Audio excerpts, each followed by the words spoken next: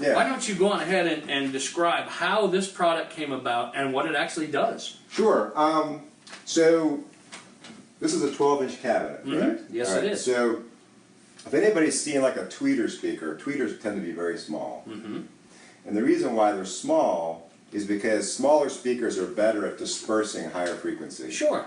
All right? Yeah. So as a speaker gets larger in diameter, the frequencies that it can produce efficiently towards the outside diameter of the speaker are much lower. Sure. Right? Yeah. So it's really great at reproducing lower frequencies in the whole diameter of the speaker. Right. So as the frequency goes up, the area of the speaker where that's created gets narrower and narrower in the speaker.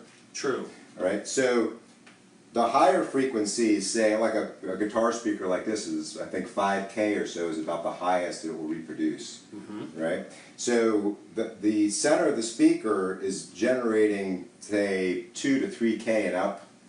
And as you get, and what happens is because it's getting created in the center of the speaker, it's not dispersing out like the bass frequencies. Oh, wow. So what happens is it gets narrow, as the frequency goes up, it gets narrower and narrower and narrower, so you end up what is considered a beam Yes. of high frequency. Yes. So that's what speaker beaming is. Which I'm actually quite a, you know, I'm definitely one of the artists that is blamed for that quite often. Well, I mean, but it's not just you. It's like every guitar speaker does this. Oh, of course. Right? It's like every single one of them does it. It's just a matter of whether or not the situation you're playing in. Well, when you're a guitar player creating that a plays problem. really loud like me, then it does create that very bad beam to the front house of the audience, and of course to the sound man who's trying to sound mix. man's getting nailed, the front of the audience is getting nailed, and you're not, and typically what happens is that the performer is not hearing all of the frequency range. No. And so you're turning up so you can hear more of the frequency range. And then that makes it worse for the sound man. Well, and I've always told people, look, the sound of my amp when it's a 112 like this, it's hitting the back of my thighs. It's not even reaching me. Maybe even your calves. Yeah. Right, or maybe even the calves and back of the kneecaps. Yeah, I mean, it's so yeah, it's very hard to feel your tone when you're trying to deliver a show.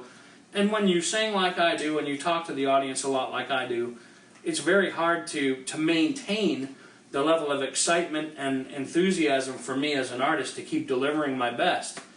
And when you got a sound man in your ear going, and they're screaming at you, then your show enthusiasm is kind of gone. Oh, yeah? And so, for me, I was always in the search for something like this. But yet, of course, the sound enhancer came out before you did. Yeah. So I had, obviously loved Brother Harold Smith Jr. and helping him with the sound enhancer is a blessing. But then when Brother Kenny turned me on to you, I said, oh my God, Mark.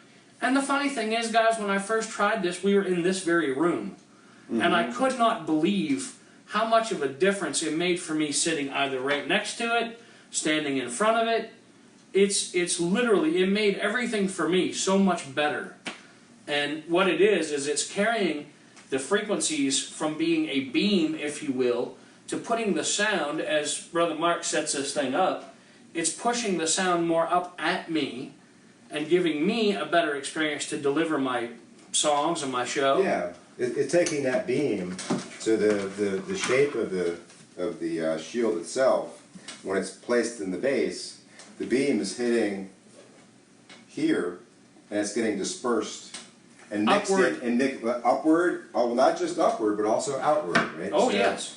It's getting dispersed up towards the player's ears, whether you're sitting next to it, or if you're standing, out in front of it, and it's taking that beam and spreading it out this way, out to the sides, right, and mixing it more with the higher frequency. Well, and when I found out, it didn't matter where I stood, or even sitting right next to it. Yeah. Or being in the studio. It makes it much more consistent. What you're hearing throughout the room is much more consistent. Oh, yeah. And it's incredible. And I find that combining this with the sound enhancer, too, with it blowing the sound out the bottom, when you designed the little platform to put it under, I mean, God, it's like having the best of both worlds. Now, some people would say, well, why would you want a sound enhancer and a tone shield? Well, all I'm trying to do as an artist in today's world is deliver the best music to my audience that I can. And have a good time doing it, where I'm enjoying every aspect of my show, and through my fun, hopefully it's translating to the audience. And so, and of course, making the sound man's life easier as well. That's the point of it, is to make everybody happier Right. about what's happening with Right. the performance, right? And so really, guys, I mean, even in the studio, I use my ToneShield. If I'm sitting here doing Facebook for you, I'm using my ToneShield. It's one of those products that once you experience it for the first time, you don't want to live without it. Yeah, I mean, that you were saying that you were demoing it for the Keeley guys when they were here. Well, when we were actually recording some stuff, and I had the ToneShield set up, and they were just like, wow, because I mean, it wasn't just. And you set up 2 of them on the 212. Yes. Right? Yeah. Yep. Yeah. And now I will say, how did you come up with this, Mark? What was the? Well, John Harrington and I were having a discussion about speaker beaming, and he mentioned a German product called the D-Flex. Yes. Okay. Heard of it. And the D-Flex is similar in shape to this. This is shaped slightly differently, but the D-Flex does not fold up.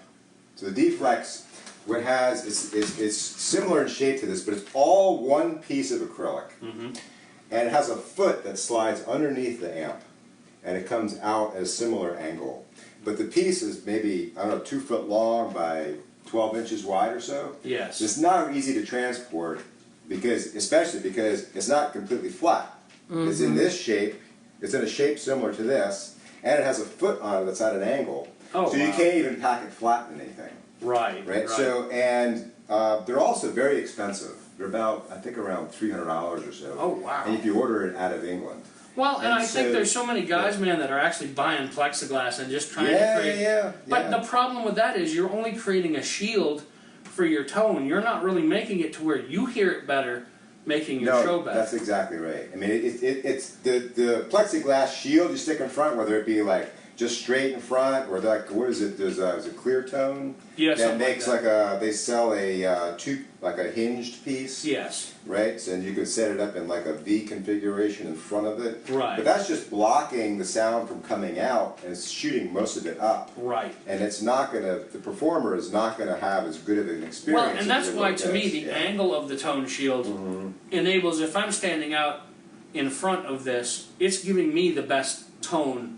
And really translating so well for me that if I hear any frequency that's driving me nuts, then I can adjust, making the tone out front better and making the overall performance better. Yeah, and the other thing is that because the tone is more consistent everywhere, what you're hearing is most likely what the audience is hearing as well. Very true. Yeah. Very true. Whereas with the speaker beam, all bets are off. Oh, that's it. Yeah. And there's no control at all. Yeah. So the D-Flex is great, but it doesn't fold up.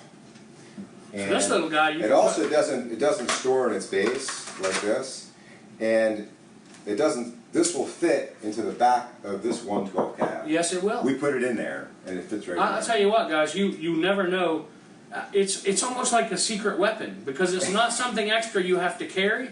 But when you get to the gig and the sound man's looking at you like, oh boy, this is going to be a fun night. Loud guitar player.